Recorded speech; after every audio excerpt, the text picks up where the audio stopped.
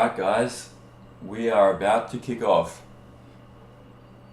So welcome to everyone who's either tuning in or watching this back on the live podcast. This is Nomadium and we are about to livecast the first match of the tournament, and it is my pleasure to introduce for this particular game our guest co-caster AS Spyrodon. Spyros, how are you? I'm very fine, thank you. How are you doing? I'm doing well, thanks, and I'm so pumped to see this first match of the tournament. This has been a long time coming. We're going to have two incredibly strong teams that are going to be playing here, and yeah, excited to see, obviously the first game, but also just to see what these two teams can come up with in a tournament of this quality. So I guess, do you have any kind of insight that you can share as far as if we look at the bracket here? I think that so many people are looking forward to seeing this match. It's the first match of the tournament. I guess an analogy would be the first game of the World Cup.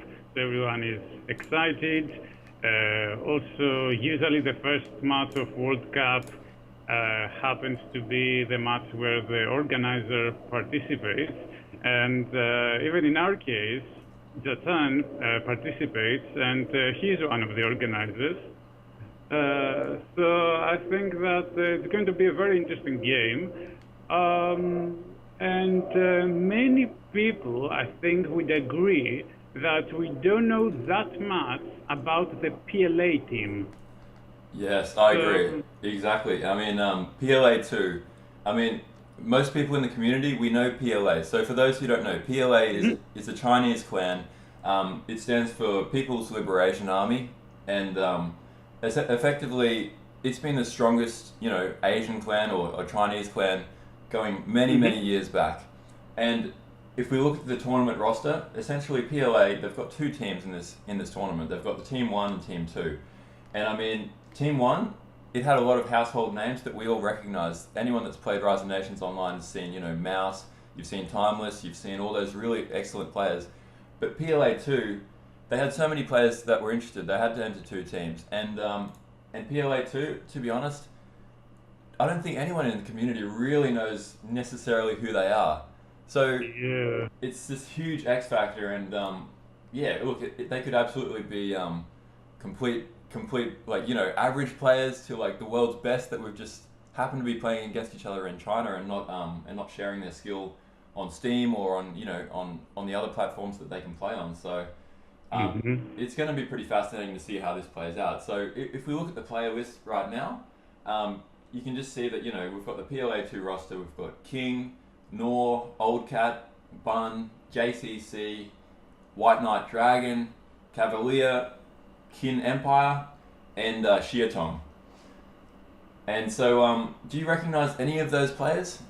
Just out of curiosity. So unfortunately, most of these names are kind of new to me. I haven't played with these people before. Well, the very last name is kind of familiar to me, actually, to be honest. I've played with him in the past few days. He's a good player, like most PLAs are anyway. But I think, yes, I'm not very familiar with most of them. Yeah, I believe, I know personally, I recognize White Knight Dragon, strong player. I believe Cavalier is an old school player who hasn't been active recently, but it's one of those potential unknown factors which really makes this exciting to see, what level of skill those guys will be at, what kind of crazy strategies they might come up with. But look, going to be fascinating to watch how this best of three match plays out. And if we look at the other side, we've got Jatin, we've got 969, we've got Quantum Floyd, Octave, and Happy. So if you don't mind, can you just let us know, I guess, your take on the team IND here? Sure.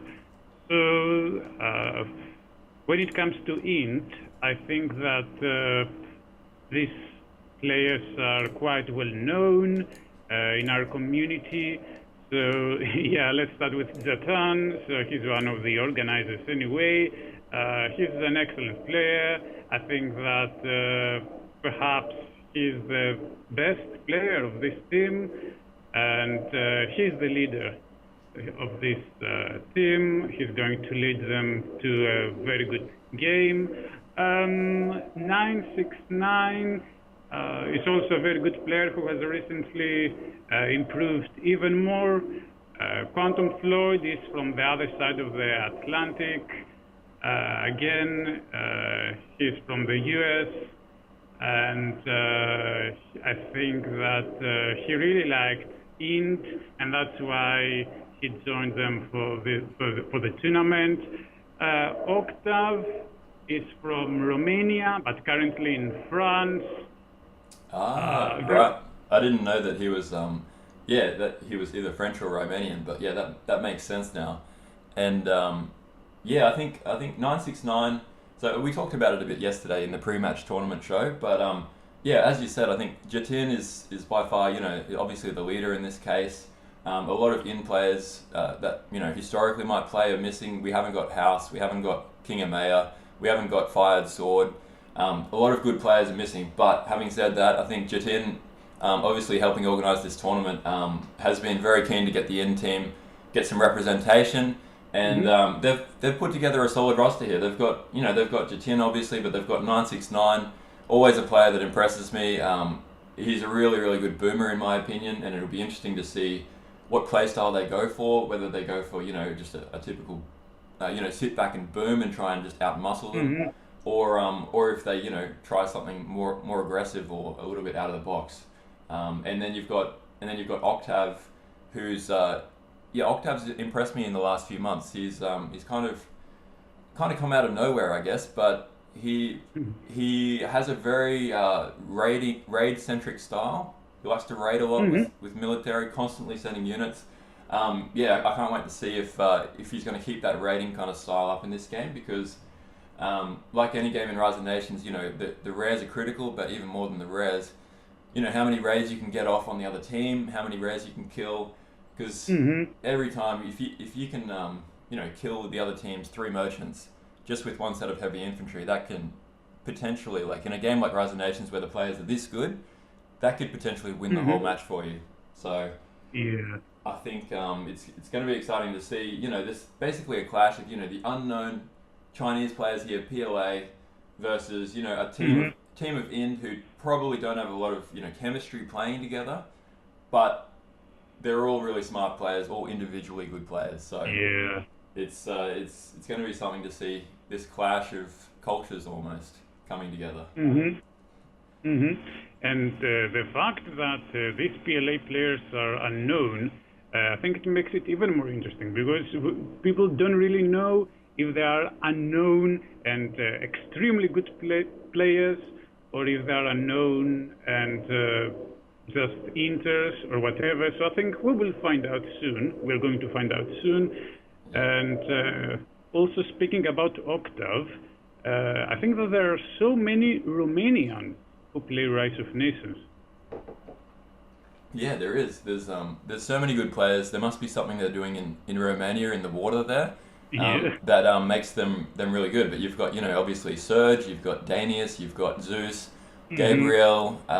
It just seems like they definitely have their fair share of players compared to the surrounding nations. Like I haven't heard of too many good players coming from Moldova or countries in the area. It just seems like Romania has this hotspot. So whatever they're doing, it's always scary to play against a Romanian player. Absolutely, it might be their food. Who knows? Exactly. All right, so we will start to get straight into it. I think the players are ready. We're just going to bring up the loading screen right now. So, and just so you know, we've paused the loading screen just so we can quickly look at the nations before the game starts. Okay. So here we go. So the game's loaded, but we've just paused this for the pre-match. So we've got Jatin here loading as the. Oh wow. Okay. So we've got the nations here. This is going to be exciting. So we can only see at the moment the in-team's nations. We've got Jatin as Spanish. So that's going to be fascinating. Spanish obviously have got the power to see the whole map, they're a little bit of a slower nation in the scheme of things. They get the rare bonus every time they pick up a ruin. They get 5 more resources. They get 30 resources instead of 25 in the ancient age.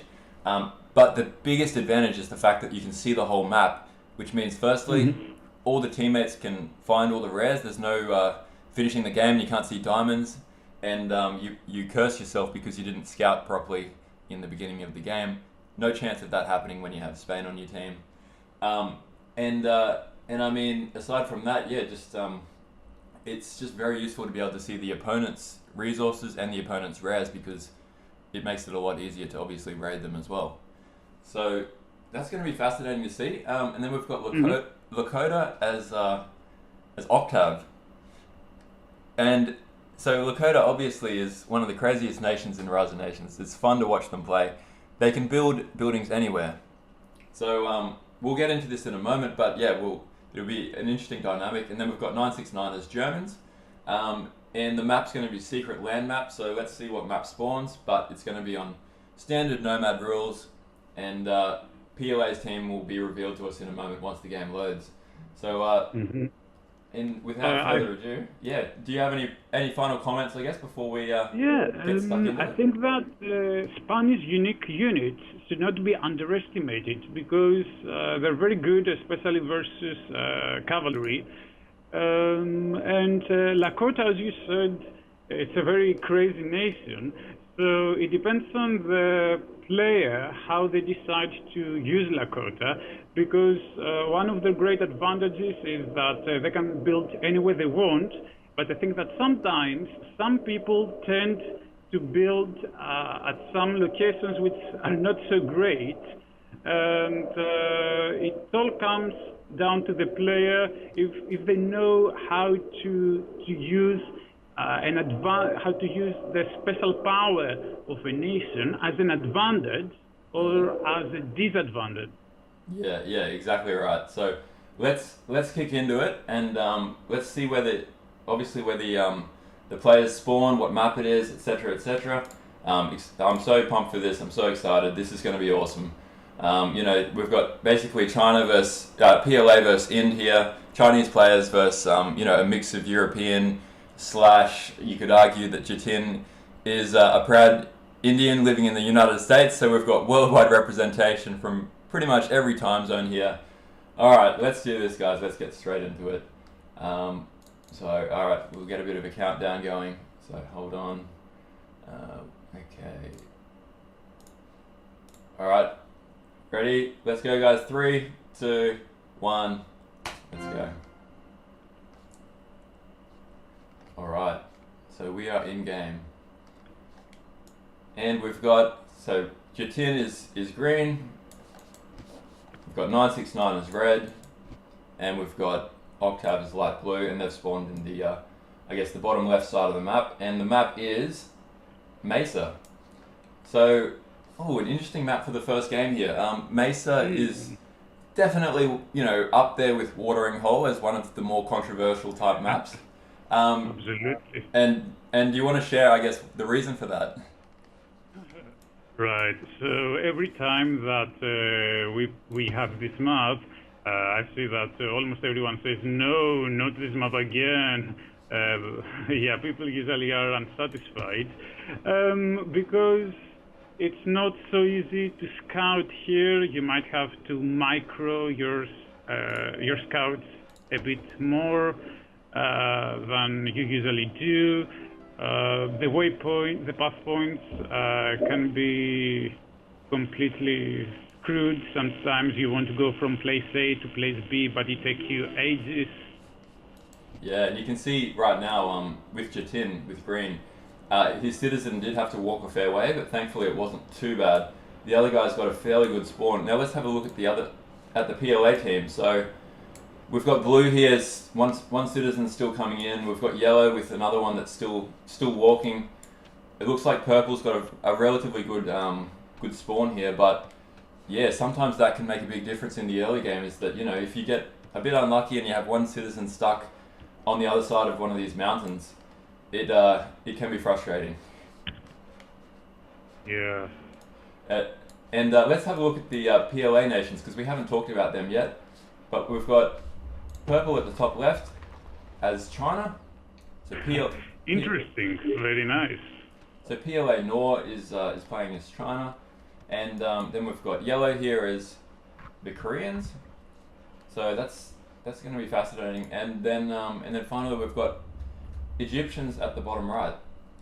So, an interesting mix of nations here. I must admit, on face value, it would seem as if I would say IND have probably got slightly better draw here, in the sense that they've got some of those real power-hitting nations with Lakota and with Germans and even with Spain. Spain's not necessarily a strong nation in itself, but the fact is that you can see the whole map. It's really good for your team.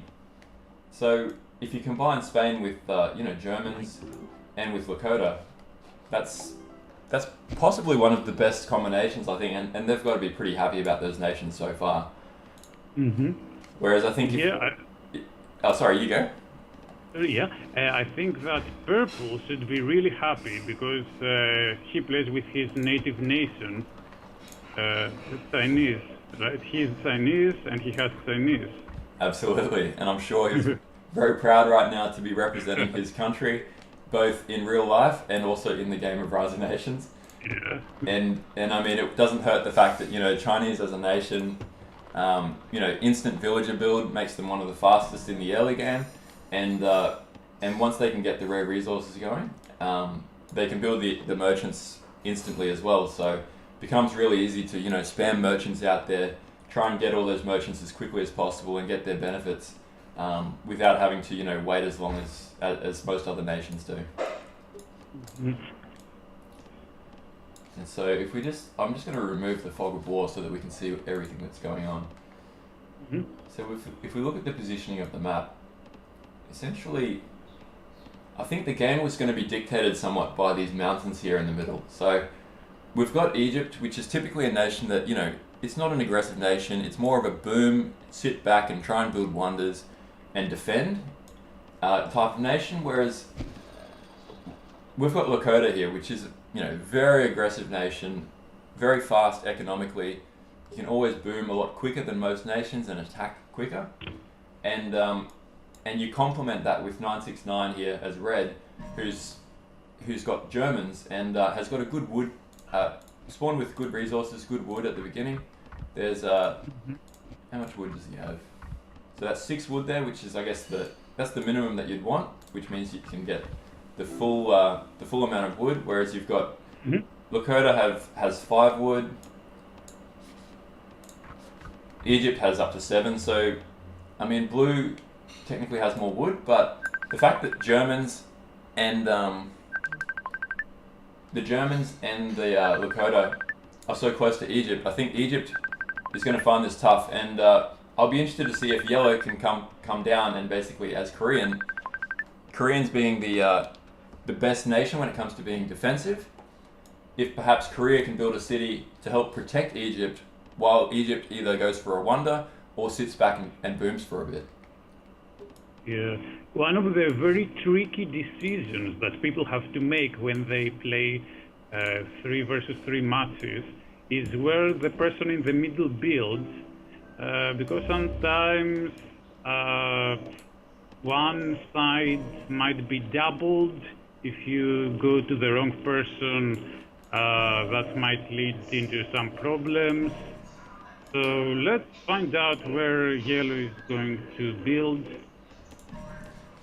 Yeah, I think it's going to be fascinating to see how Korea plays in this game. I think this yellow player, Cavalier, I believe Cavalier is an old school player and might be a little bit rusty, who knows. But the fact is, as Korea, you can essentially just build a city somewhere and make it so hard to kill that the other team sometimes might just give up and just try and attack through a different way.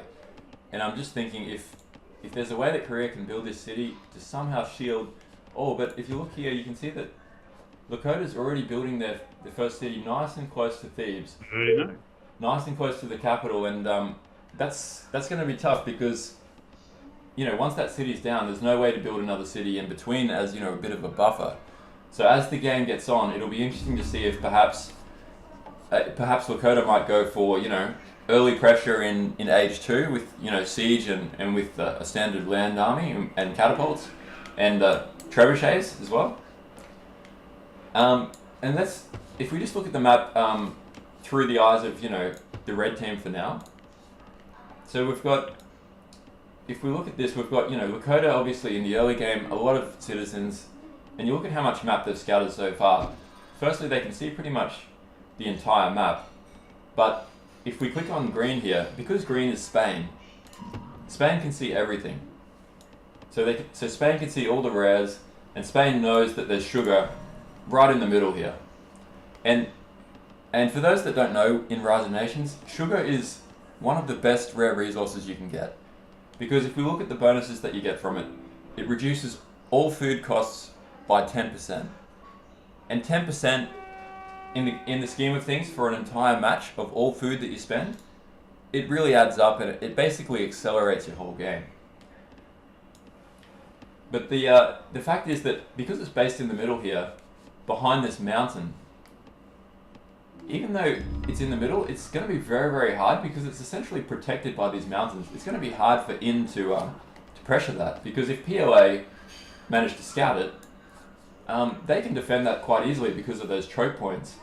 And so I don't see how IND are possibly going to be able to raid that, assuming that PLA do scout. However, unfortunately for PLA right now, they haven't actually spotted the sugar yet, and that's odd. And if you look at, if you can see from Purple's point of view, it's quite unfortunate for them. They've actually scouted just to the left of it and just to the right, but they just haven't quite seen that one spot. They just missed it, yeah. And you just think, oh, just watching this now, I'm thinking, oh guys, like, if you watch this replay back and you didn't see that sugar, you're going to be kicking yourselves. A very funny thing that happens sometimes is that you finish a game and then you realize that there was a very good rare very close to your capital and you never found it. It happens sometimes and it's hilarious. Oh, absolutely. And if we look at the Reds city at Linz here, you can see that Blue's gone with a fairly fast raid here with one set of heavy infantry, one set of archers. And, oh, that was a close one. Nearly got the merchant on the amber there, but Red managed to garrison it inside the market. And, I mean, Red's got a barracks here, so Red's going to be able to defend this off. And those heavy infantry are probably going to go down. Meanwhile, we've got a raid here from Light Blue as well. So Light Blue's going in, heavy infantry and slinger. Or 2 heavy infantry and a slinger. Oh, and there's more pressure coming. Wow, this is heavy, heavy pressure coming. We've got, what is it? 2 sets of slingers, 1 archer, and 2 heavy infantry. The heavy infantry nearly goes down, but good micro there. This is already a lot of action, and we're only 9 minutes into the game. Yeah, it's very exciting that I think these guys were already warmed up before starting this game, so they were in the mood to attack and do some cool stuff. Yeah, absolutely, and looks like good micro here from Lakota, from Light Blue, but also Blue is pulling citizens, which citizens are a great defense against slingers and against archers, but they're not good against heavy infantry. But if using a combination of these archers and the citizens to defend, it's the right strategy. But just the sheer number of units here, this is causing severe economic damage to Blue. And I have to say, well played to Lakota right now. Oh, and if you look at the top left here as well, we've got Jatin's going in with a raid, slingers and heavy infantry, and these 2 citizens are really going at it. Look at them; they're kicking. Whoa. They're kicking hard to Silver, and Silver's also one of the best rares in the game. So honestly, at this point in time, I'm impressed by these raids. I mean, Team IND are really putting on the pressure. They're hurting the economy of the other team. Blue's economy is taking a bit of a hit, and more importantly, that I believe they killed at least 1 merchant there, possibly 2. Only one merchant was garrisoned, so that's going to cause a delay with getting to age 2 as well. They're going to be a bit upset about that, I'm sure, the PLA boys, because when you're just about to age and someone kills your silver, there is nothing more frustrating in this world. But fair play to Ian. That was a brilliant raid there. Yeah, very good raid, and I think it was noticeable to PLAs that it has definitely damaged their economy. If you check their points, the average points of the IND team are approximately 300 more than the PLA team. So I think it looks good for the IND at the moment. Yeah, absolutely. And you can see that Red is getting raided here by Blue. I think Blue is trying to get some revenge, but there is a barracks right there, and so this is a tough one, because whenever you're raiding and you spot a barracks, the first thing you need to do is try and, turn around, because it's futile to try and take on, a raid or take on an army when there's a barracks that can just produce so many men right there. And importantly, it's important to note here, we've got Jatin has gone with the Colossus, which, as Spain, it wouldn't be the typical nation that you'd expect to build that Colossus. But if you look at their rares they've got so far, I like the move. I mean, they've got relics, they've got bison, they've got gems, and they've got wool. And I mean, the good thing about those rares is that it's a good mix of both border push and knowledge. So it's probably more geared towards the long game. And I mean, by building Colossus there, Colossus is a long-term wonder. The real power of Colossus comes probably in age 3 and age 4, when you can really take advantage of that population cap. And so, for the investment of 200 wood and 200 gold, I think, it's definitely probably a good move here for the long game. And of course. Yeah. Another disadvantage for the PLA team is that Egypt usually is the nation that goes for Colossus, and they didn't manage to do that. So now they lost one of their main advantages. Of course, Egypt is a very good nation which can be used for doing other stuff as well. It's not just for Colossus. But I mean, I think that in most of the games where we have Egypt is the one that builds Colossus. So absolutely, it was totally an unexpected move to see Spain getting Colossus before Egypt, and I think it will probably work very well for the IND team.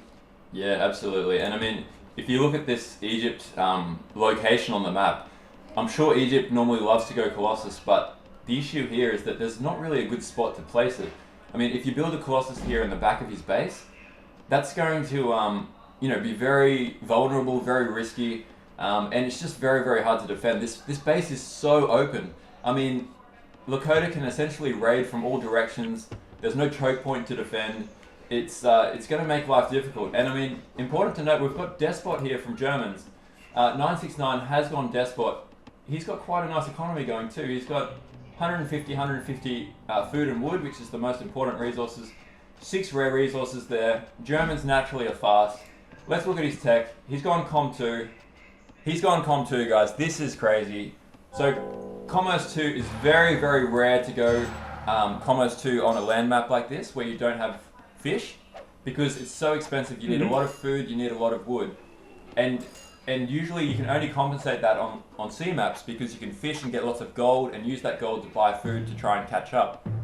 But in this game, what he's done, he's gone Commerce 2 before getting age 2, and therefore using that silk as well, which is very smart. So the silk rare resources gives you 25% cheaper commerce, so I love that play. And what he's done is he's then gone Despot, which means that normally you don't go Despot, because when you go Despot, normally under normal circumstances, you're capped at 100 resources for the game until you research that Commerce 2, which takes a long time.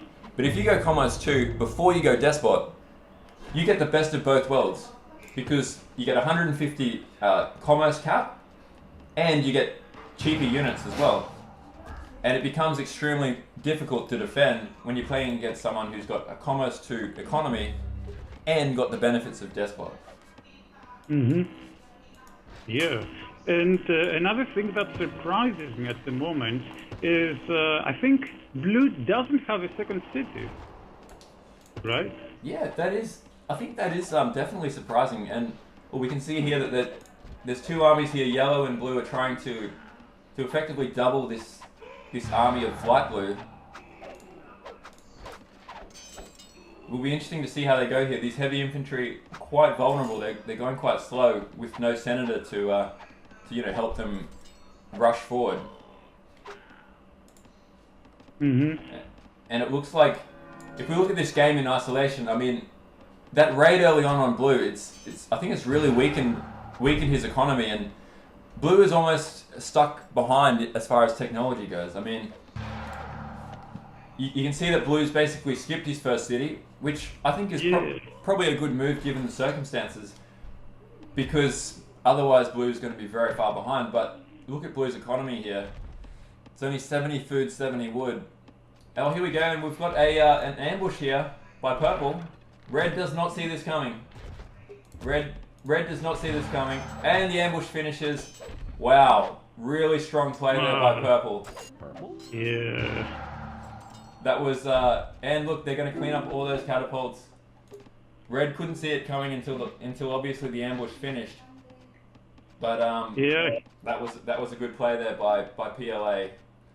it was definitely a very good play, and I think we can now see Green trying to come to help his teammate, but Red has already lost most of his units.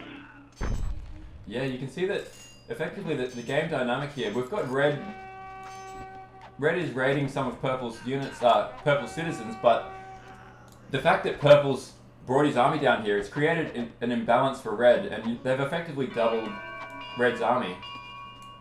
And so Green is doing some good raids here. Heavy cavalry forcing the citizens off their farms and their wood, and taking advantage, I guess, of the fact that there's no tower coverage near the actual main city. It's protecting the silver. However, let's look down here. This is where all the action is. So we've got Purple here with a huge army. Very big army, yeah. And this is massive, and Purple is playing extremely well. So as the Chinese player, you can see these catapults are coming down. Oh, however, that catapult is at risk. But if nothing else, definitely cleaning up a lot of these citizens, causing a lot of damage. Oh, and we've got yellow here with the attack on Red's cap. So basically, this is a double. At the same time, though, we've got Lakota attacking blue. So this is an exciting game. I don't know where to watch. There's so much going on. Yeah, I think that apparently they picked Red as their target, and they have all attacked him. They tried to triple him, but the good thing is that Red already has Commerce 2, as you said, so he should be able to use market if he lost some of his citizens. Then it shouldn't be a really big problem, given that he already has Commerce 2. He could buy metal, for example, if that's what he needs. Yeah, definitely helps in circumstances like this. And you can see the militia pool here. The militia have come off, and Berlin was down to 500 HP, so that could have been a lot worse had they got the cap sack there. Obviously, with the capital sack, that means that the player who gets the cap sack gets 500 of all resources, which in this game is huge.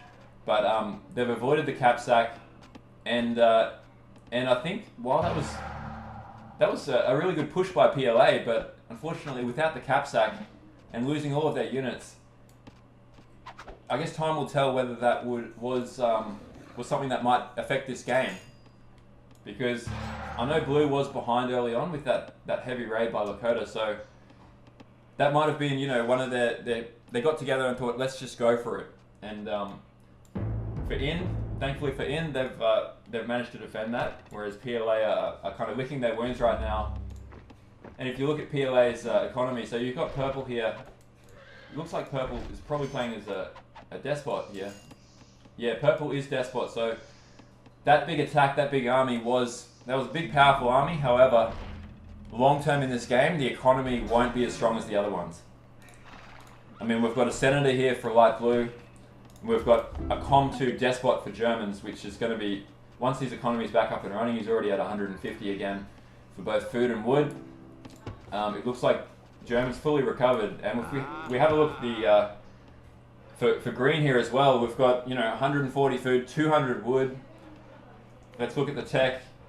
Green's going science 3, making full use of these rares, and this is going to be hard. I mean, this is not looking good for PLA. If you're an IN fan, you definitely be cheering right now because they are definitely in control.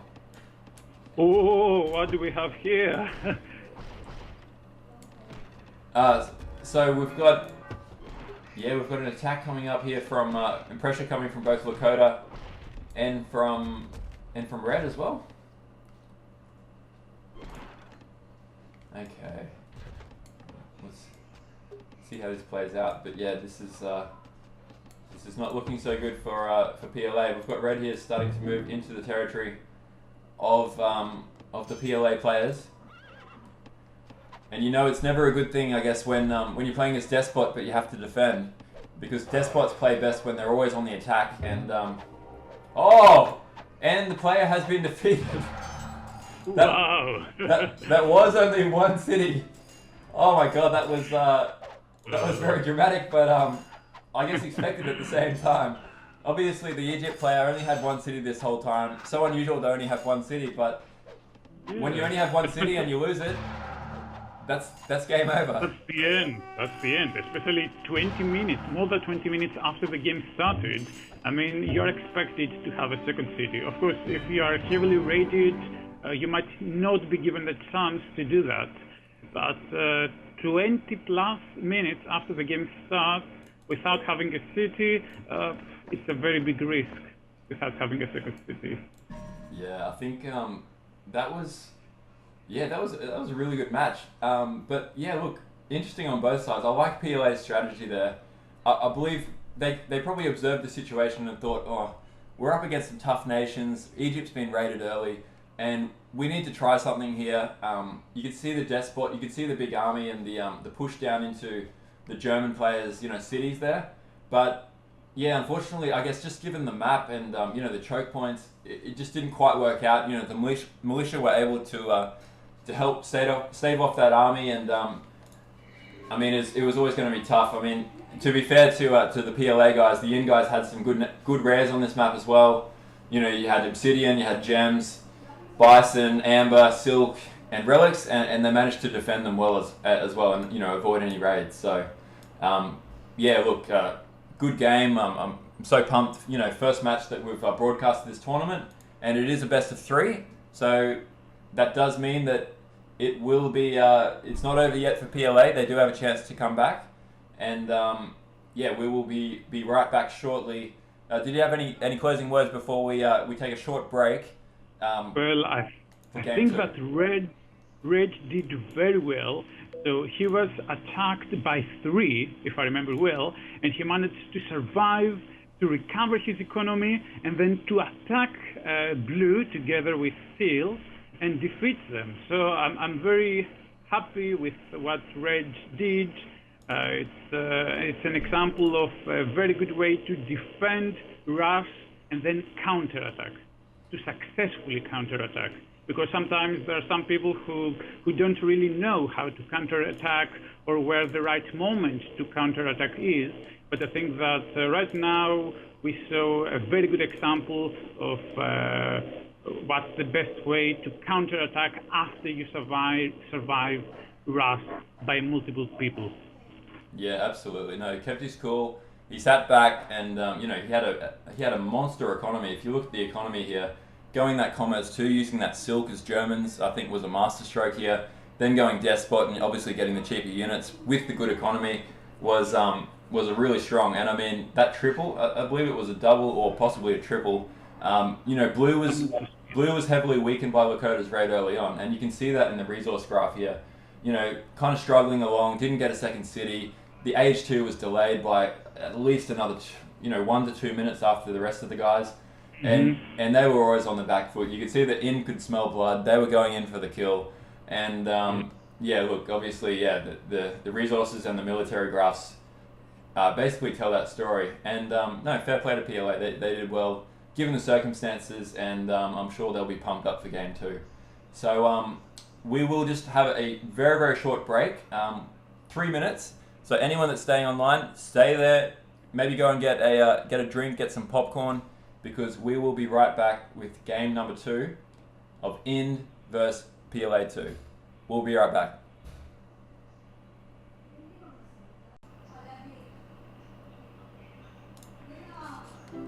Alright guys, we are back and we are live with game number 2 of IND versus PLA2. And this is going to be interesting to see, how PLA responds here. They had a pretty rough draw in that first match on Mesa, but at the same time there are a few things they could have done differently, perhaps. Possibly defending against that Lakota raid a little easier if they could have. But yeah, at the end of the day, IND were just too good, and let's see if PLA can bounce back or if IND end up going on to win 2-0. So if we can just go through the nations quickly and talk about the map. So the map here is Great Lakes, and for those who don't play a lot of Rise of Nations, Great Lakes is essentially a land map which has several lakes within the center of the map. And within these lakes, you can get fish. And those fish are probably the most valuable resource you can get in the game, because essentially they provide +10 food and +10 wealth. And the food is the most important resource in the early game, but the wealth is also the most important resource pretty much for the entire match, because wealth is what gives you heavy cavalry, it's what gives you scholars, which leads to knowledge, and it's what gives you archers as well. And they're all crucial units to have in this game, and obviously getting knowledge is very, very important as well. So generally speaking, this map will normally devolve into more of a macro style game as opposed to a rush or a quick attack, because the layout of the map allows you to kind of focus on choke points. Usually players are quite far away from each other, and whenever you want to rush someone, you want to be as close as possible. And given that there's such natural barriers with these lakes, kind of controlling where your army can move, and what you can do with your raids, it often leads to a race to get wonders or to get an economic advantage and try and win in that mid to late game. So it will be interesting to see what happens here. I think this is one of my favorite maps. I really like it when I can collect gold, because as you said, gold is one of the most difficult to collect resources.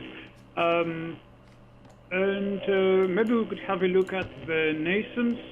Yep, absolutely. So if we just have a look at PLA's nations first, an interesting mix, I guess, for this particular map, because on Great Lakes, the best nations to get, I would say firstly it's Egypt, because Egypt has the ability to build those wonders early on, and it's by far the best nation. But often the best nations in Rise of Nations are the ones that are fast. So you've got Japanese, you've got Turks, you've got Lakota. So the nations they've got here, light blue has got Dutch. I don't think Dutch is a bad nation on Lakes, because Lakes is a booming map, and Dutch's biggest advantage is that that extra resource. They essentially get. Oh, guys, sorry, we've got some technical issues here. I believe the game has crashed, and my apologies. However, we might just need to restart this broadcast briefly. I'm not sure what's caused that, but if you can bear with us, we will get that resynced, and I'll restart the replay in a moment, because we have casted this based on replays, and therefore I do have the ability to bring that back up again. So hold on, bear with me, just stay put, and we will get this back up in a moment. And yeah, just for the sake of this cast, so I'm talking here with Spyrodon, AS Spyrodon, and essentially we're both loading the replay at the same time. So Spyrodon, are you okay if you can get out of the replay, and we'll just sync that up again so that we can start the cast? Sure. Okay, no worries. So I'm just going to load that now. And I'm back in the game. We're paused. Let's just fast forward the game to the. Do you know what mark we were at?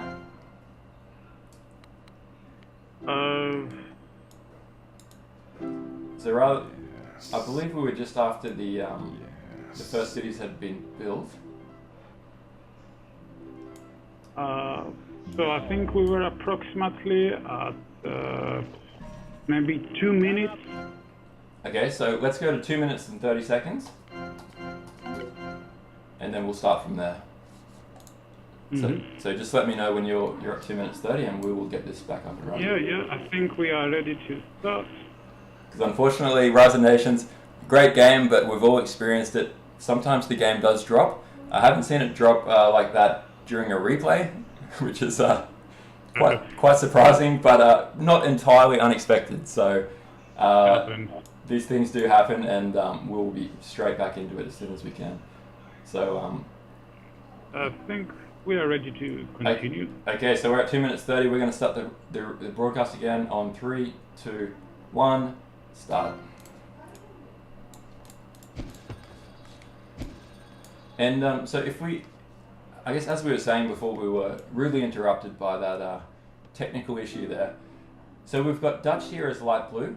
Dutch being a nation that is very strong on this map, because once they get a monster economy going, the cumulative effect of having that extra 5 resources per 100 resources you have in your stockpile can really add up.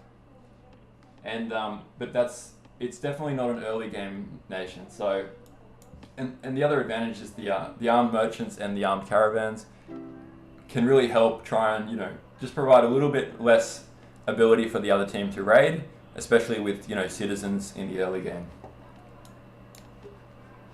And then we've got at the bottom here we've got we've got PLA Shiatong as well. So I believe there has been a change of roster as well. We've got Shiatong here playing as orange, as the Korean player. On this particular map and the locations, Korea is probably not the best nation to have here, because they are not quite as fast, and Korea is you can't really take advantage of that great ability to repair buildings very quickly, and use the militia. That's for free, but still not a bad nation to have. And then yeah, do you want to mention about the white player here?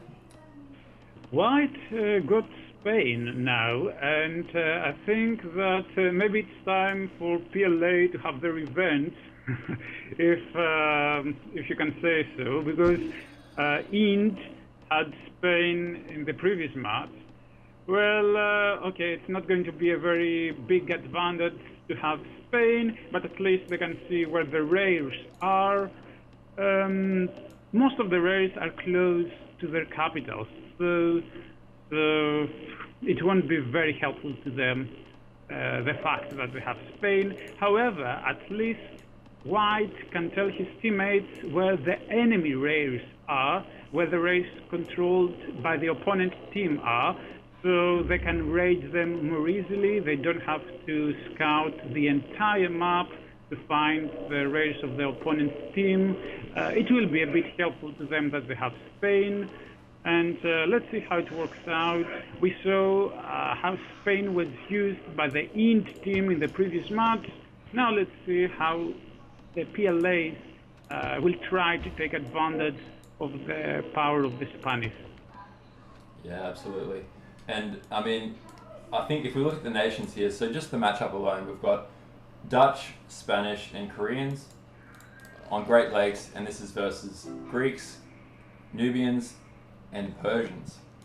So overall, this is I think it's fairly balanced as far as the nations go here. Greeks are, I'd probably say, one of the better maps for Greeks, because of the fact that it is such a tech race at times, and people often just want to get as much knowledge as possible, try and get to that gunpowder age as quickly as you can. And Greeks obviously are perfect for that. I mean, I believe you are Greek yourself, Spyrodon. Is that correct? So I'm sure you're proud to hear me saying these things. It's my native nation in real life. Red should be happy that the map is lakes, because it makes it easier for him to collect wealth and make more scholars. The only thing is that he's not that far away from White, so if White decides to rush him, it might be a bit difficult for Red. It might be challenging for Greeks to defend an early rush, but given the fact that this map is not famous for early rushes, I think that it's not very likely that White is going to attack him as soon as possible. I think it will work out well for Red. If this wasn't a water map, it would have definitely been more difficult for Red. But now he can take full advantage of the Greek power. He can collect much gold and make as many scholars as possible. Yeah, absolutely. And there has been one development so far which is already causing an impact here.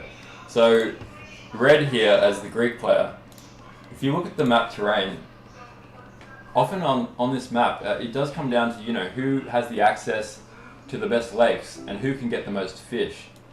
And if you look at the layout here, Blue has got access to this lake here, which has 1, 2, 3, 4, at least 5 fish there. Yeah, 5 fish, which is a good number. And if Blue can manage to protect that and avoid the other team getting access to a dock, then that's huge in this game. But at the same time, over on the left-hand side of the map, we've got a full pond here of, I believe, 4 fish, which is still very useful. That's 40 food, 40 gold if you can fish that.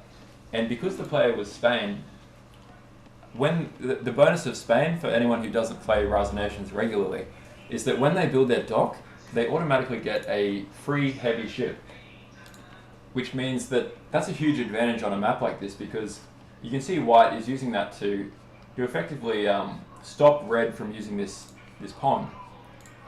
And in all likelihood, Red has already responded by building a dock over here, so the effect has been kind of countered by some quick thinking and the ability to adapt.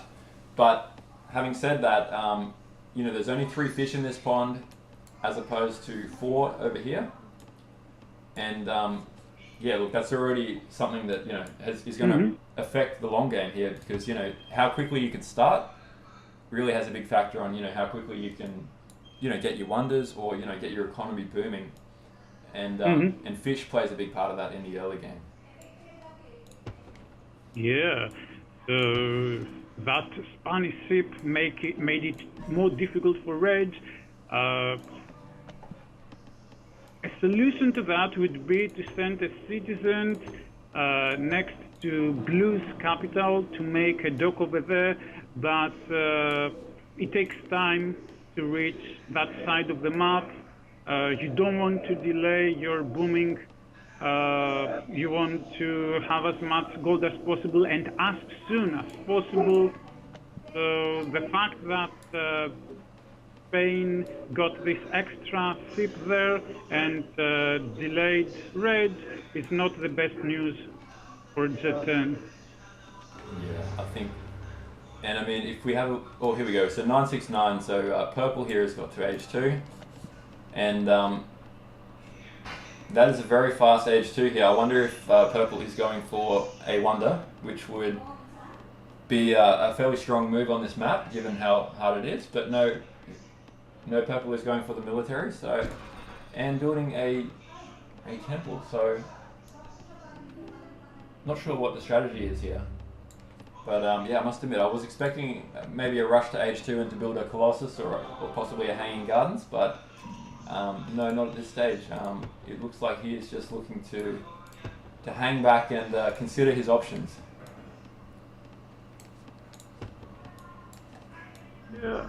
Sometimes we can't really know what's on the mind of each player.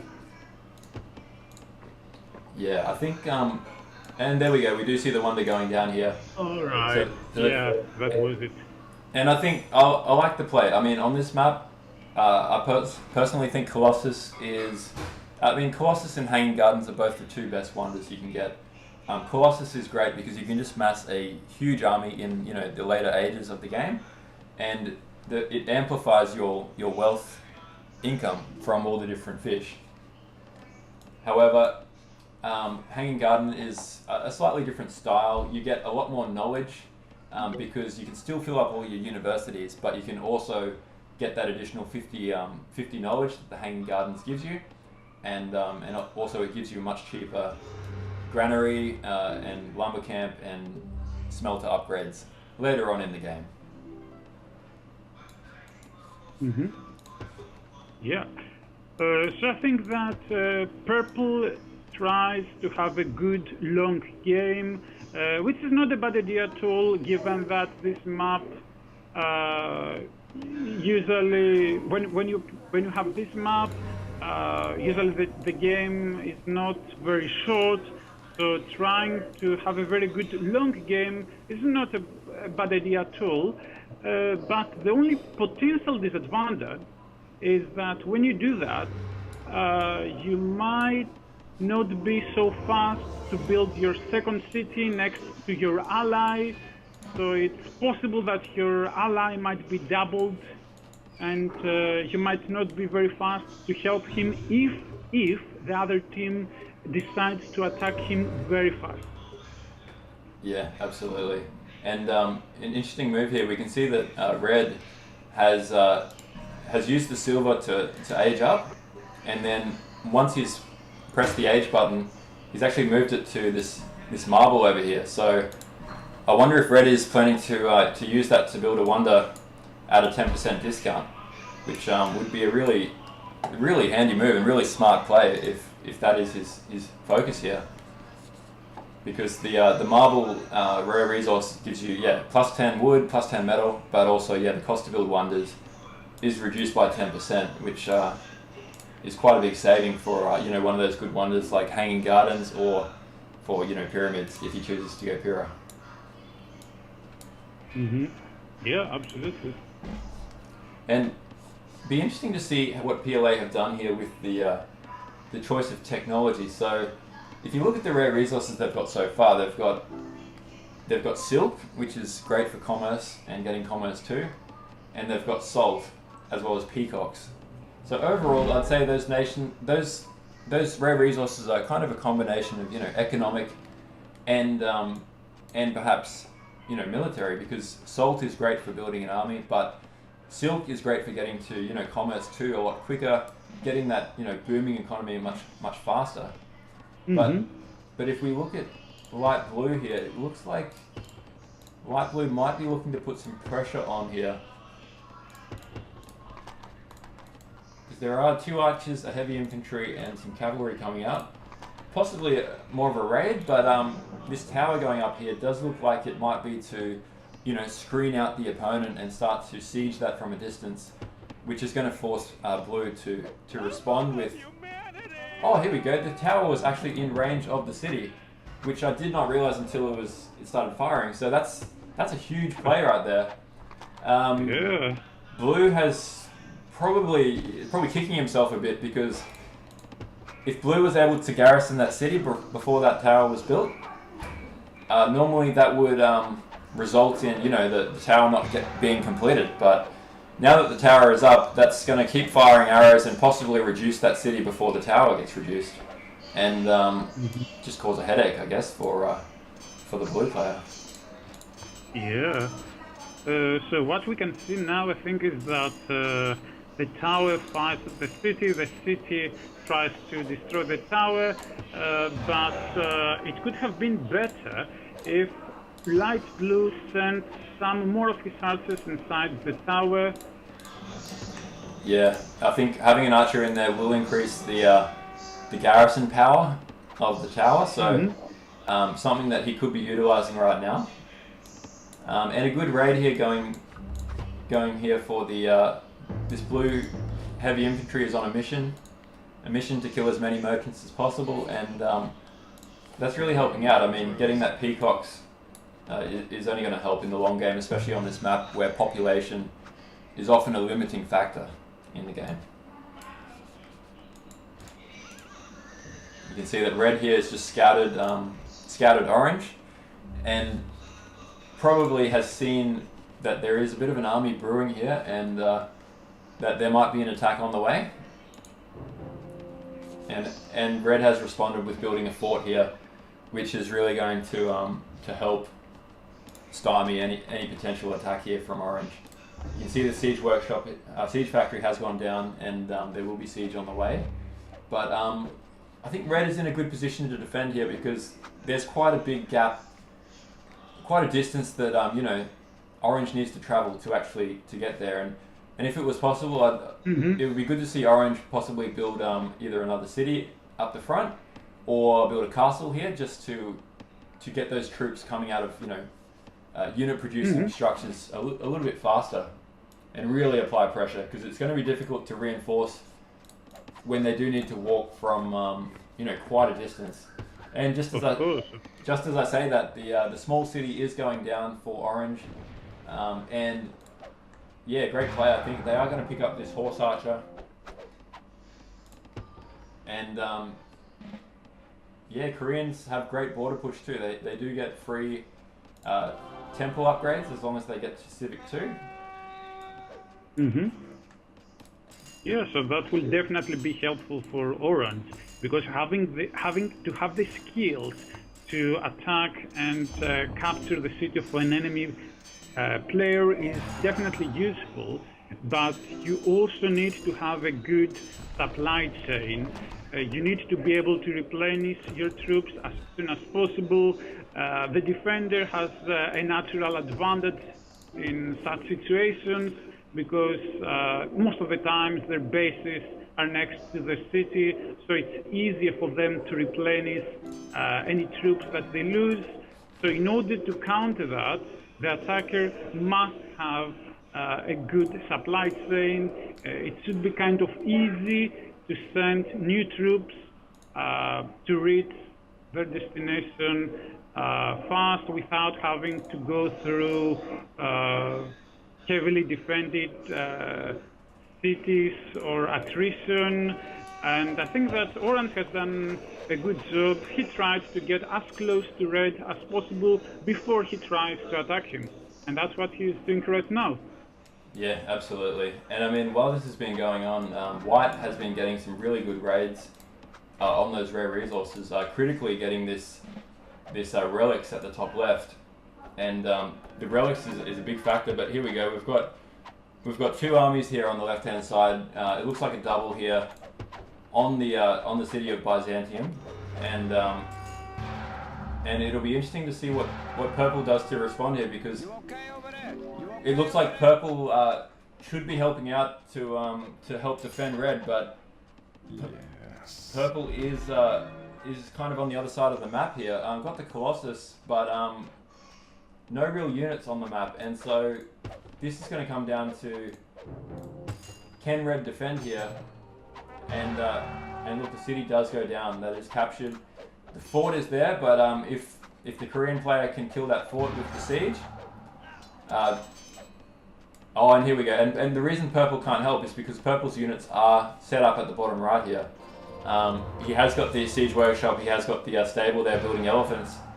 Or when the catapult looks like it will go down, a bit of a misclick there. Will he get away? Oh, no. Unfortunately, that does go down.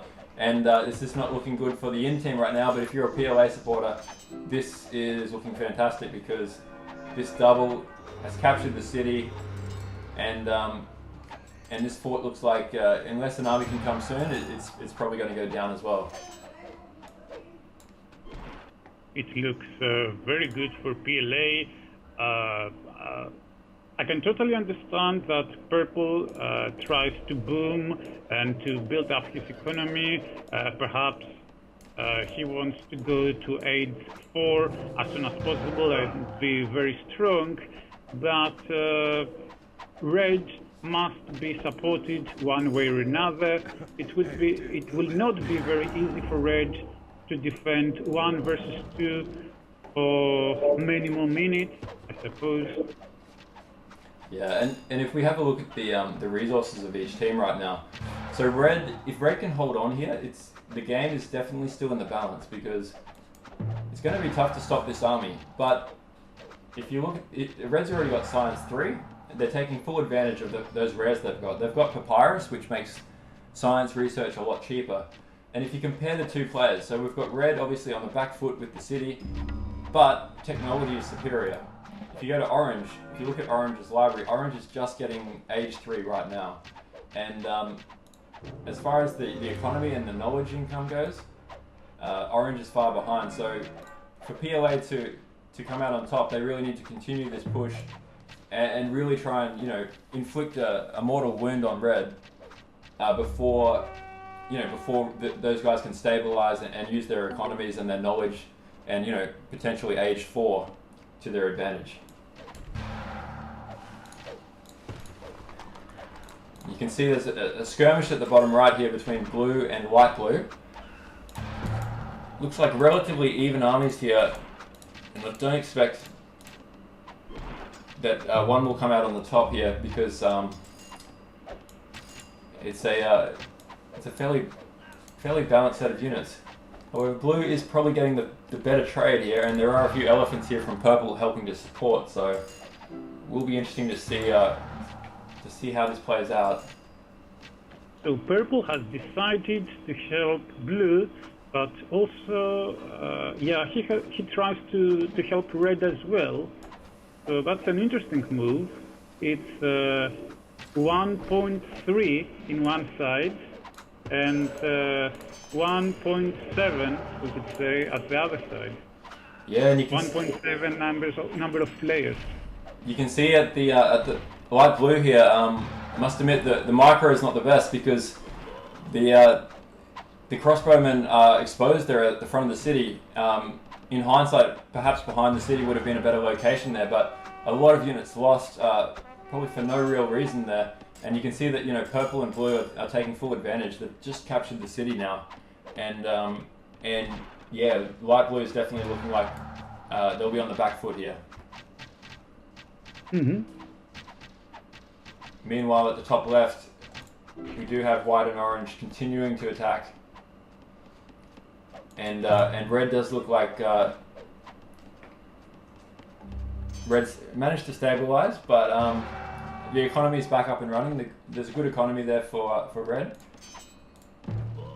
but I think it's going to be tough to stop this unless purple can provide some serious reinforcements. It's going to be tough, indeed, because white also has, at the moment, I think he has managed to build an army of a decent size. It's not very big, but it's big enough to cause some damage. Yeah, I think, and I think their combined armies are looking good, but just this terrain, Jatin, as the red player, does move the capital, just to avoid any risk of a potential cap sack. But you can see that the terrain here is really helping red because it's very difficult to rush the city. There's trees in the way, there's buildings in the way, and unless you're a very patient player, you would think that you can park crossbowmen behind those trees and really try and defend it in a way that makes it a lot easier than it would be otherwise.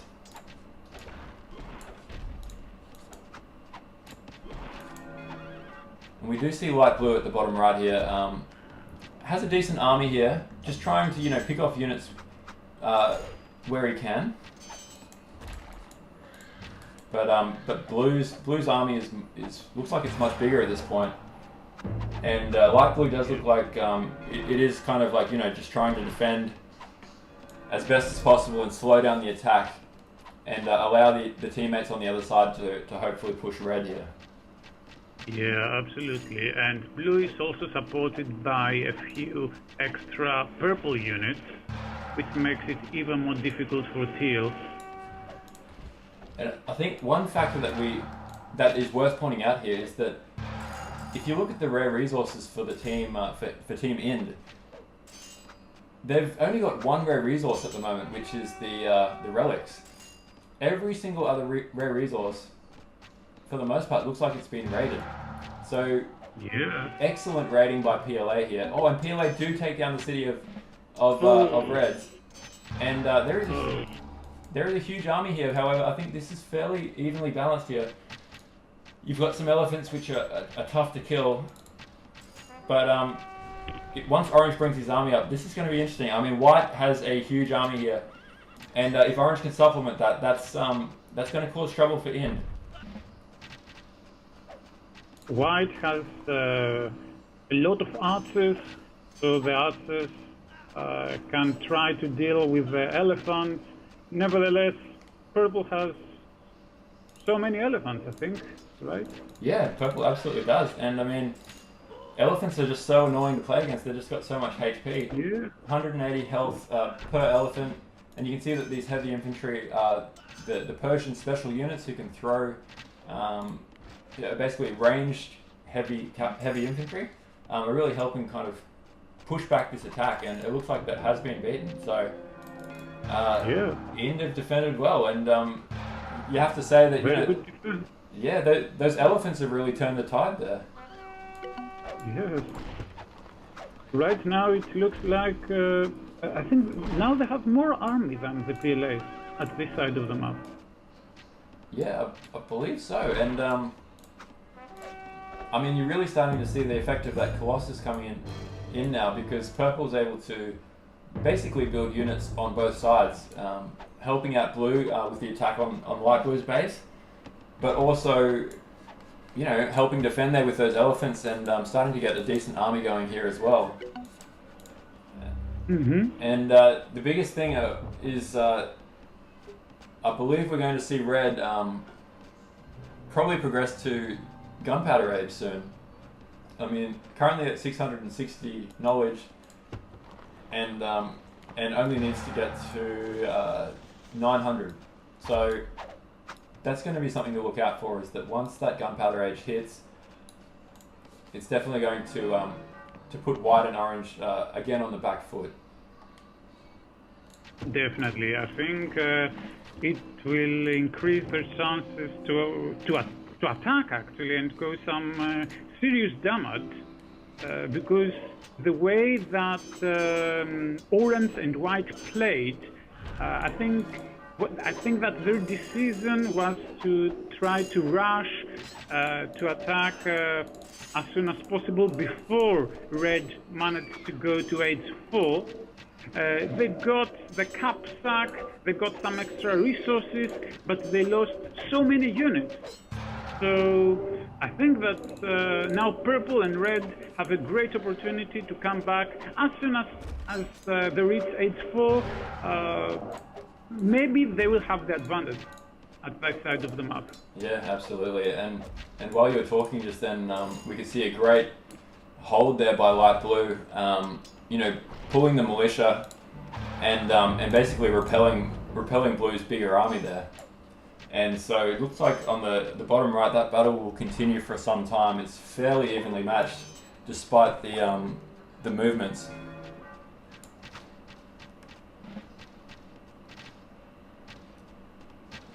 It's fairly evenly matched, especially because now I think that Purple doesn't support Blue anymore. He has focused on helping Red.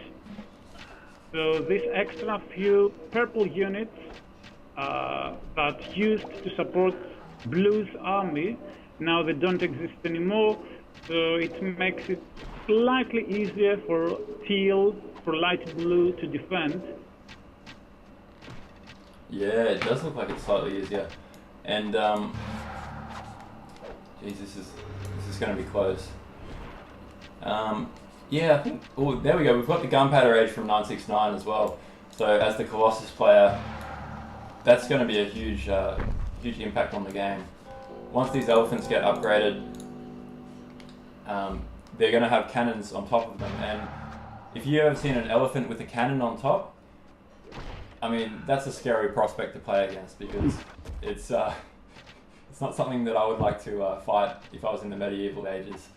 So Absolutely. or gunpowder for that matter. So It's not something I would like to see in real life. exactly.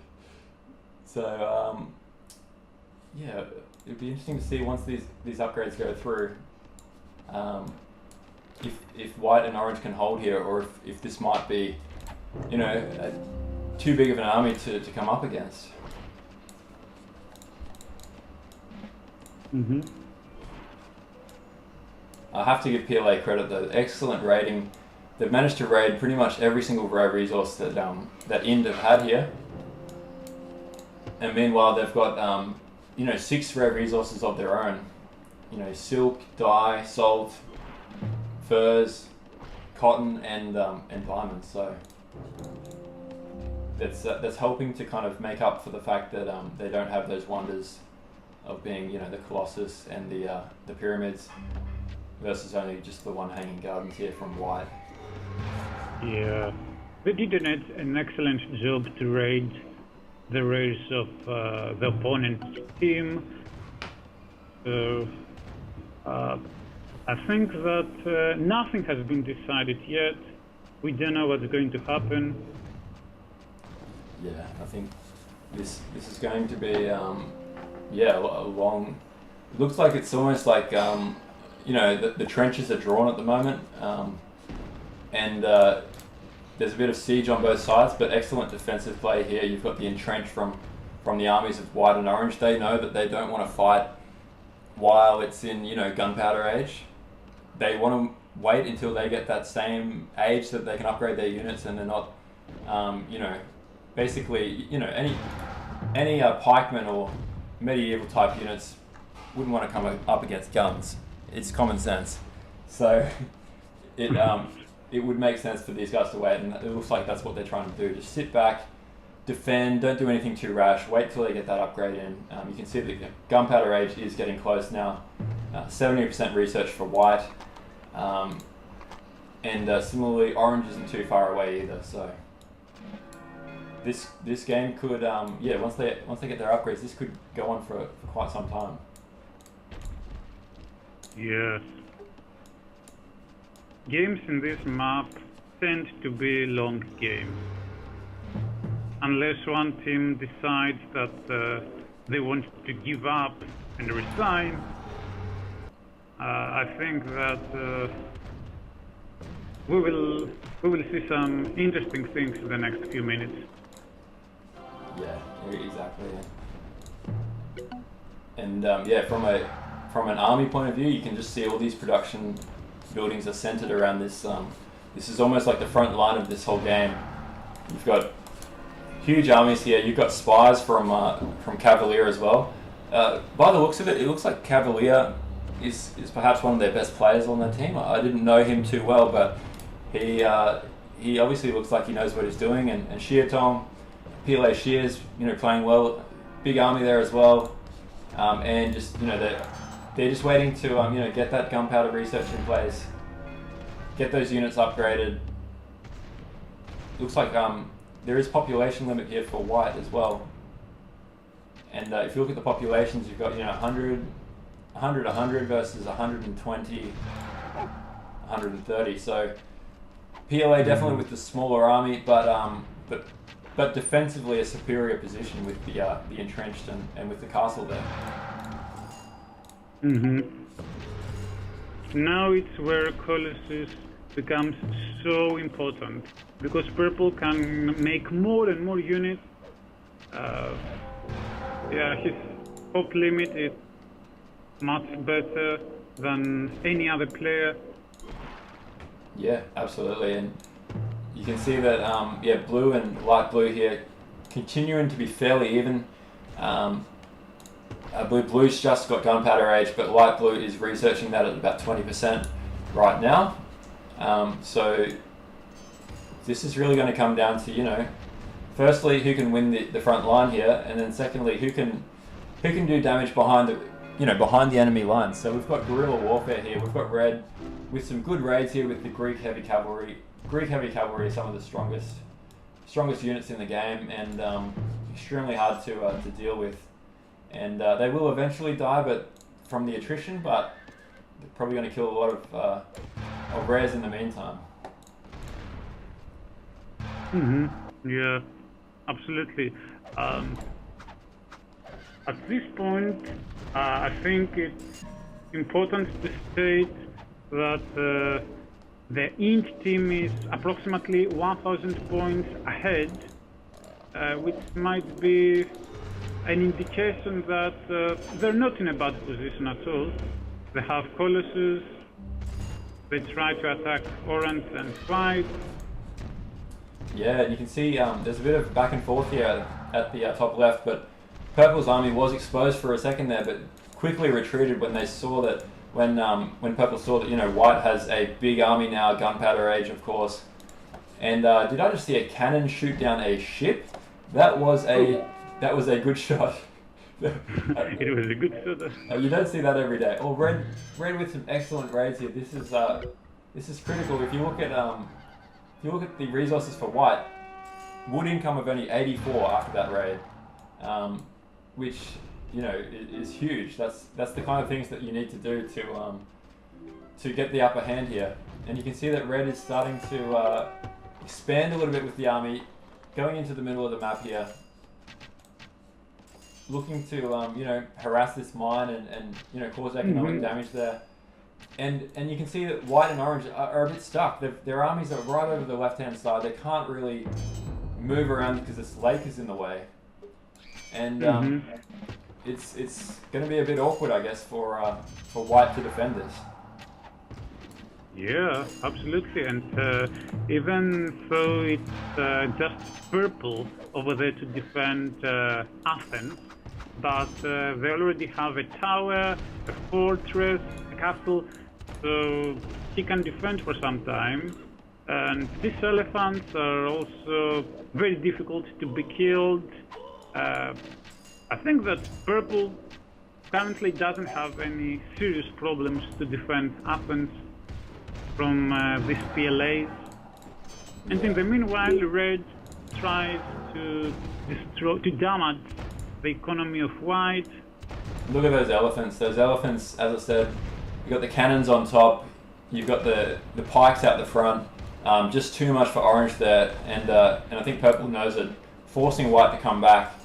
But at the same time as White comes back, White knows that White can't be on two spots at once, and Red with an excellent move here, you know, bringing these cannons down and really taking the pressure on the city, and basically really damaging White's economy. I mean, White's Hanging Garden is a little bit vulnerable now, and doesn't have access to that mine anymore, so it's yeah, it's looking like IND are definitely starting to, you know, get the upper hand as far as the left-hand side of the map goes. Definitely. And Purple knows what to do. Sometimes he tries to attack, then he goes back when he realizes that it's better to defend, to heal some of his troops. Whereas Red continues the raid. Yeah, it's looking like White is coming down to try and defend this against this relatively small army. Actually, Red has quite a lot of units here, and it's debatable whether White will have enough to stop this or not. You can see that the bribe's gone down from Red as well. That's some really good play by Red, and yeah, look, that city is gone, and yeah, increasingly looking bad for PLA. I mean, this has been a back and forth match, but you can just see that, you know, the power of those wonders, and you know, defending early on by Red and by Purple is really coming back now, and they're starting to, you know, turn their grip on the game. Yeah. The left side of the map is where most of the action takes place. I think that at the other side of the map, it's a tie, more or less. Yeah, and you can see that Purple's just taken Byzantium, and And I mean, you look at the armor difference here. So purple's got the what's the armor upgrades here? We've got +4 and a monarch too. So that's giving his elephants, you know, an additional 2 armor, an additional 2 attack. Monarch and elephants. Elephants are good enough as they are, but once you get a monarch with them, that is insane. And I mean, unfortunately for Orange here, Orange hasn't researched the upgrade for armor, so that fight was with only 2 armor the whole time versus, you know, these elephants with 6, or +6, and I mean Purple hasn't actually researched the next armor upgrade, which he could do. I'm sure he will soon enough, but yeah, if Jatun can research that +2 armor, that's going to be a scary kind of proposition to come up against. Oh, sorry, that was so purple and red both have the ability to get that armor. So, and red has got the armor, so I do take that back. Red has now got, you know, +6 for his troops and +8 for his cavalry. So.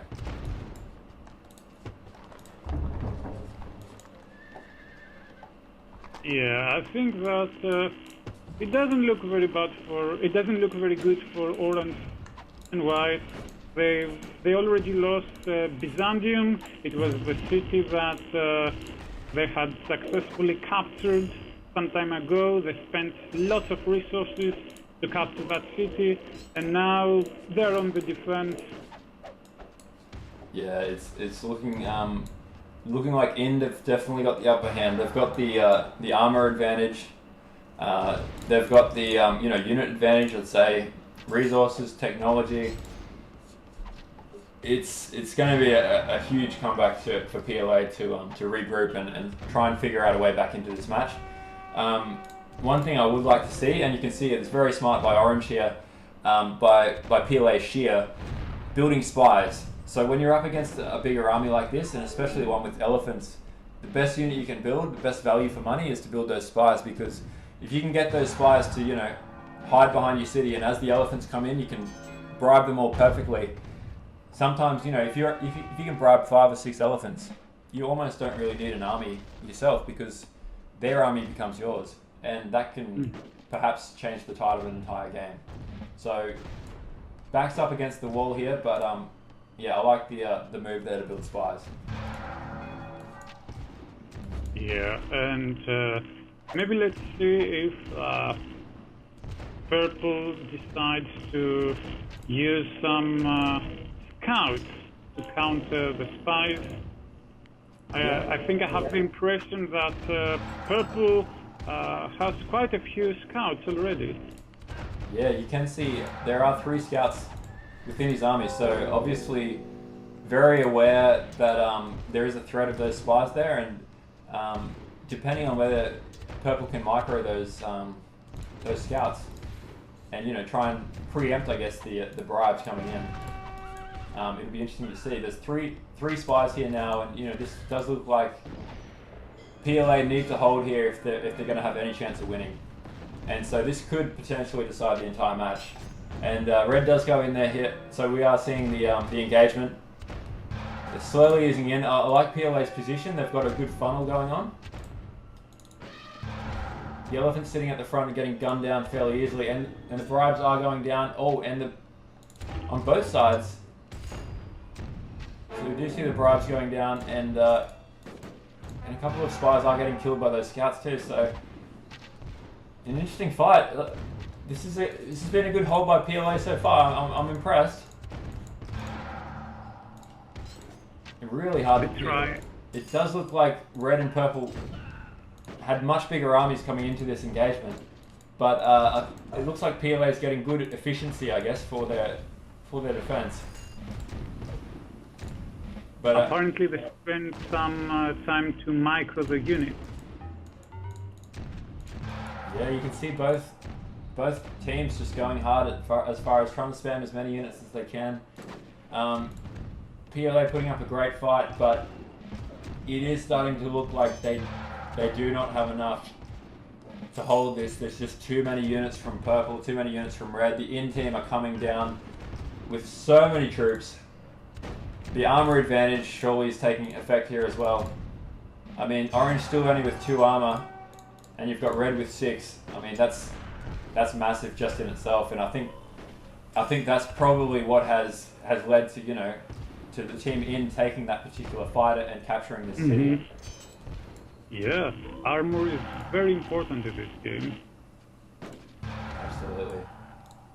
And you can see the PLA guys. They know that was a big fight, and yeah, without holding that city, it's really not looking good. Meanwhile, though, light blue has done a great job here. It looks like it's been a very even match between blue and light blue here, between Octav and Nor. Both just skirmishing with each other the entire match, and you know, just sitting back and one will siege the other and retreat, and then kind of play tag, I guess. In some ways. Yeah, I guess.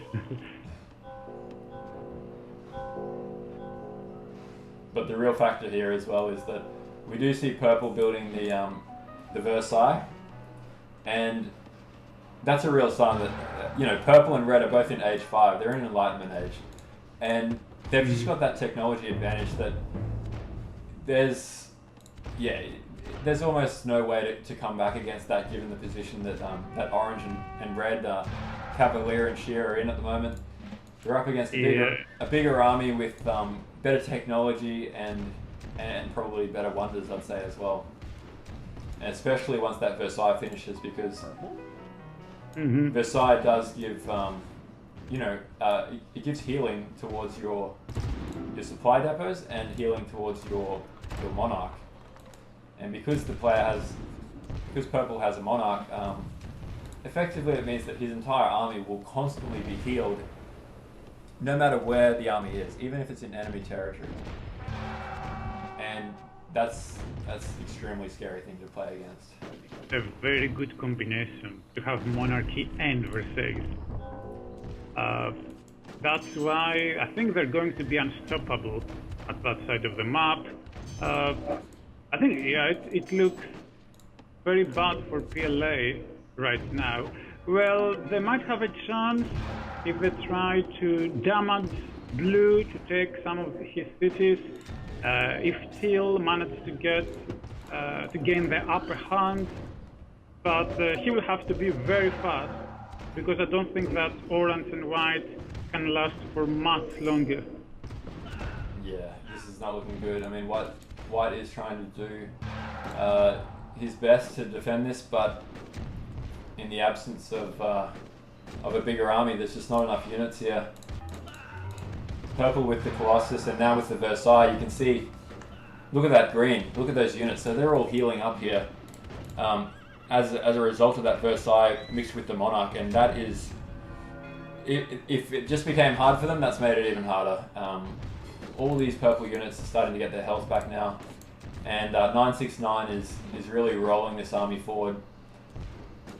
And I mean, the healing is not the only benefit. So Versailles is quite unusual to get to this late in the game in Nomad. Normally most games finish around gunpowder, but just for those who don't see Versailles very much, I mean, it basically means that you get the healing, but it also means your non-knowledge costs of library research reduced by 50%, and also your supply wagons are so the supply wagons heal, and also your siege, artillery, and supply units move 25% faster.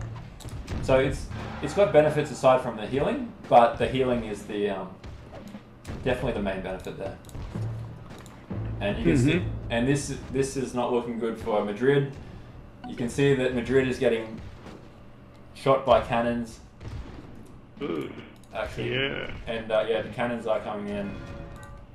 There goes the capital. Cavalier's capital goes down. This is looking like the final. That's all she wrote for PLA. But yeah, with that capital going down in the Hanging Gardens, that's I think that's all she wrote, and well played to end. The only chance that PLA would perhaps be able to come back here is if there was some way that light blue could roll through this army, but you can see that purple's already reinforcing here with Fusiliers, and and yeah, there's just too many units. It's well played by Nor here. Definitely done his team proud, but yeah, you can see that Team IND are just absolutely crushing right now as far as their units and their technology and their army goes. And I mean, looking back like earlier key moments in this game, I think the armor research has played a big part here. Yep. It was a decisive moment of the game when they researched armor, and it made it much easier for them to attack and kill the enemy units, capture so many cities, eventually take the enemy capital. Yeah, exactly. And I think holding off that push by PLA, obviously that was repelled by Red when it looked like they might be in a bit of danger for a while. But yeah, look, holding that city was crucial, and then you know, stabilizing the economy. And you can see from that point forward, you know, with Purple with the Colossus, Red with, you know, Greeks being just a very good technological nation as far as getting through the ages.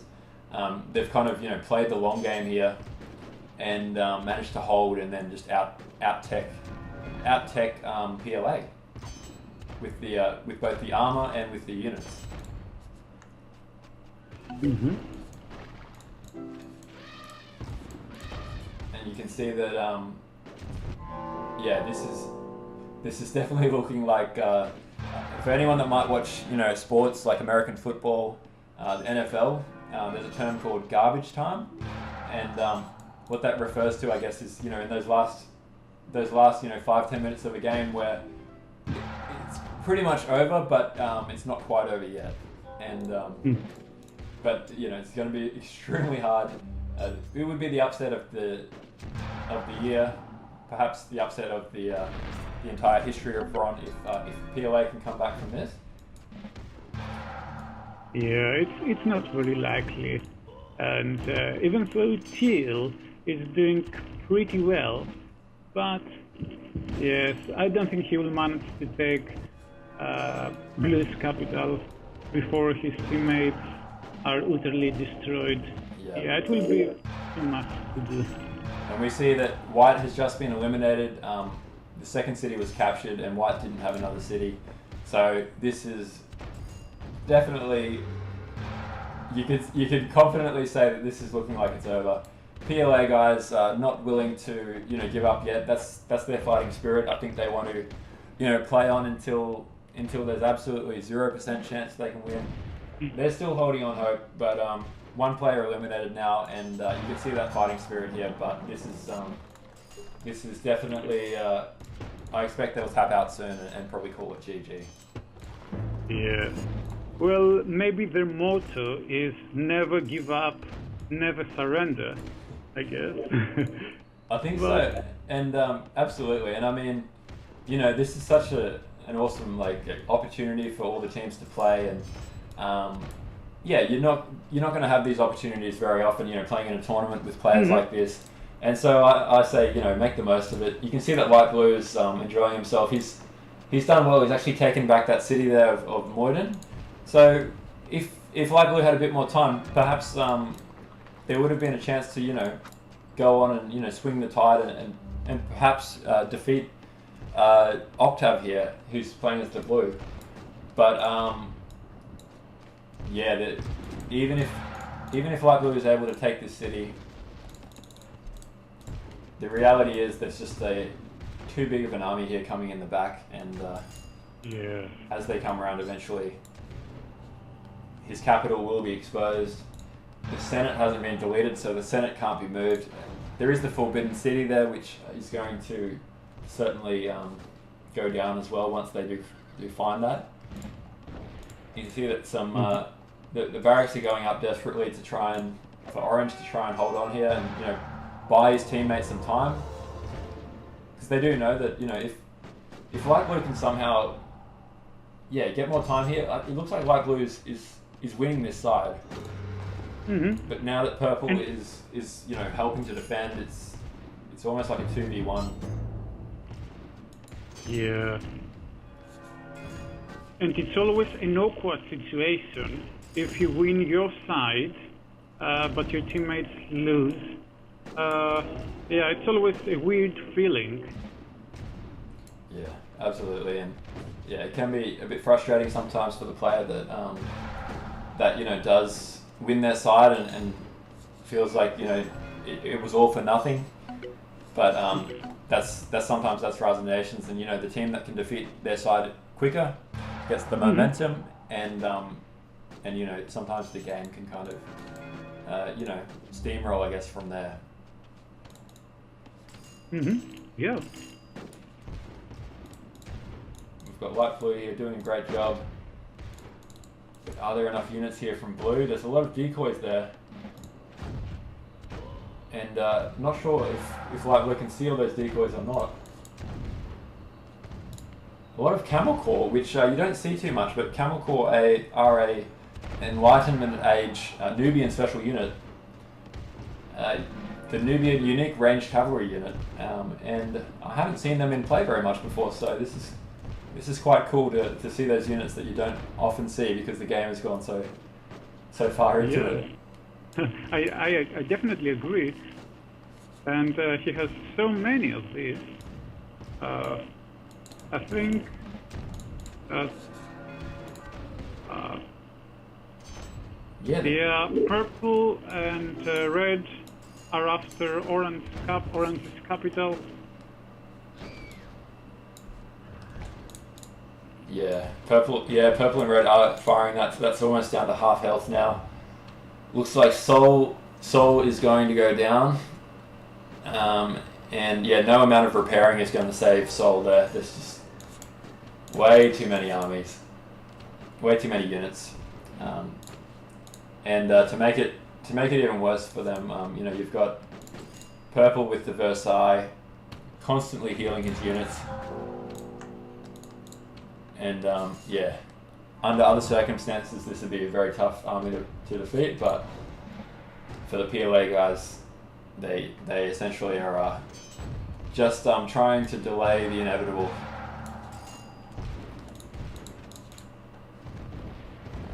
Light Blue, Nor here is putting up a really good fight, but yeah, unfortunately for him, yeah, just the reality of the map will prevent him from making a miraculous comeback here. Well, PLA should be proud of Steel. He's tried to do his best. I guess everyone has tried to do their best. Yeah, absolutely, and I think you could say that given the teams and the nations, it's a fairly balanced map for this particular one. But I mean, both teams have tried to do the best they can with the nations and rares that they got, but full credit to the in players here. I mean, and there's the GG. There's the resignation from one player, and I believe there we go. That's the final one. GG. There is the GG. And that is IN that's victorious. Congratulations to IN, and commiserations to PLA, but they put up a great fight. What a good game. A very macro-oriented game here, but ultimately, full credit to IN. They played really well given the circumstances. I was impressed by Octav, actually. Octav playing as Nubians here. Excellent keeping toe-to-toe with Nor, who was the light blue player. And PLA with a good early attack, but just weren't able to capture. They were able to capture Byzantium, but not able to kind of continue that momentum and take Athens. And that's where Jatin as the red player and 969 as purple, really able to capitalize on their Colossus and the wonders and the pyramids, and just kind of use their tech advantage to push back. Using that armor was critical, and look, unfortunately for PLA, just weren't able to stop those elephants combined with the monarch and the superior armor advantage. Yeah, they played very well. They deserve everyone's congratulations. They have secured a spot for the round of 8.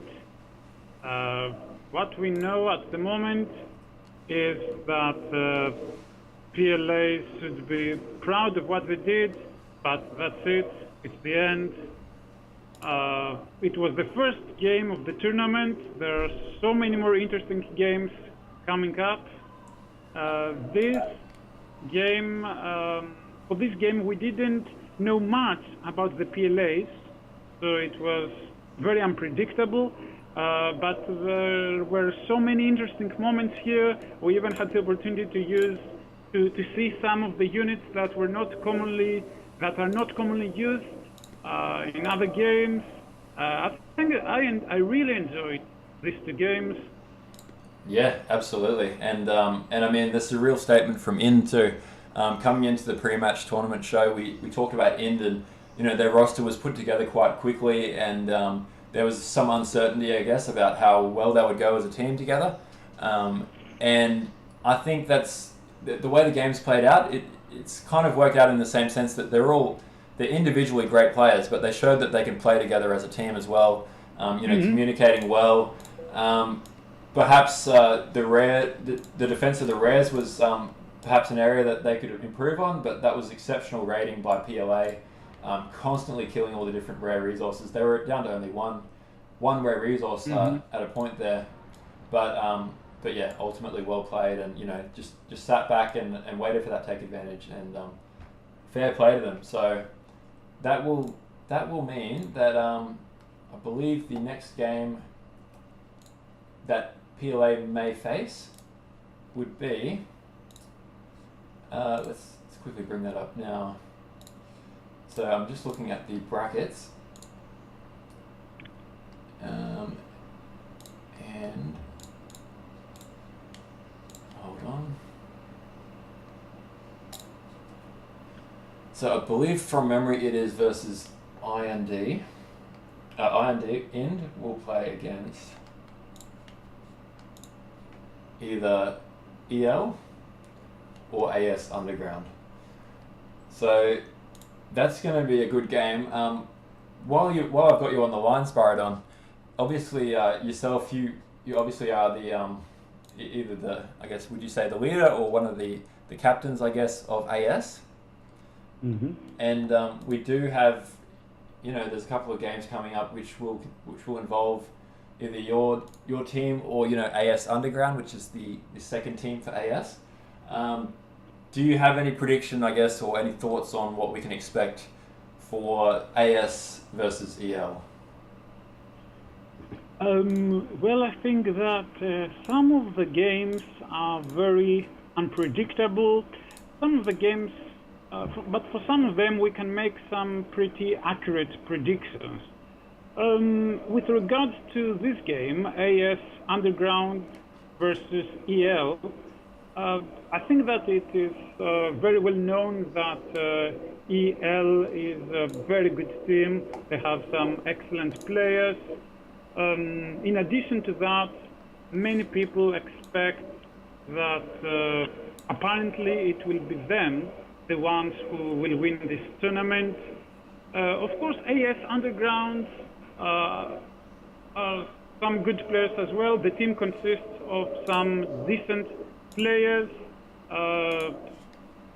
The game will definitely be interesting, but I think that the consensus is that EL might win the game. That's what most people say at the moment, I think. But that doesn't mean that AS doesn't have a chance.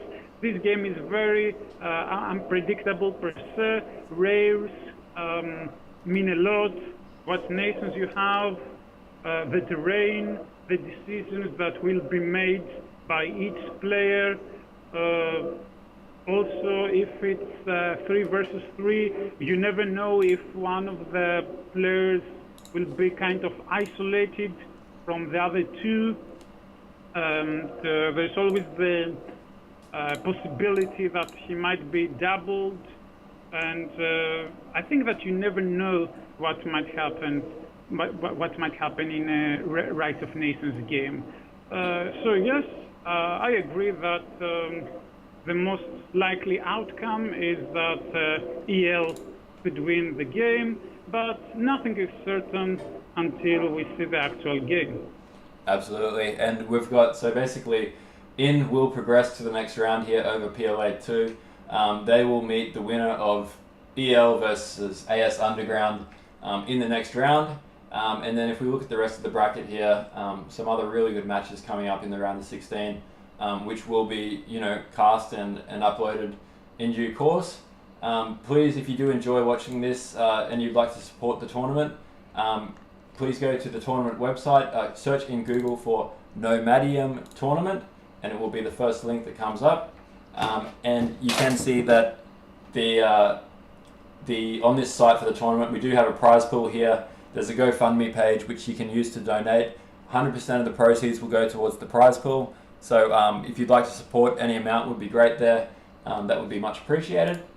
And aside from that, look, we will have more matches coming up soon. As for the schedule, it really does come down to each team being able to play, because we've got players from across the world. But we're hoping to have more matches coming to you as soon as possible, so stay tuned. Make sure you check out and subscribe and follow all the different pages. If you go to the tournament website and you click on the watch tab, you can see there's the Twitch for my Twitch, which is EasyCronHD. So www.twitch.tv/EasyCronHD. You've got the main YouTube page, which is run by Jatin, which is RiseOfPatience. So just search for YouTube, Rise of Patience. You also have the Spanish language channel run by A.L. Lockie. So that's search for A.L. Lockie, or you can see it on the website. And Spiridon, while I've got you, can you also share, I guess, with anyone who's listening, what's the best way to follow your YouTube as well? Yeah. So AS Clan has their YouTube channel as well.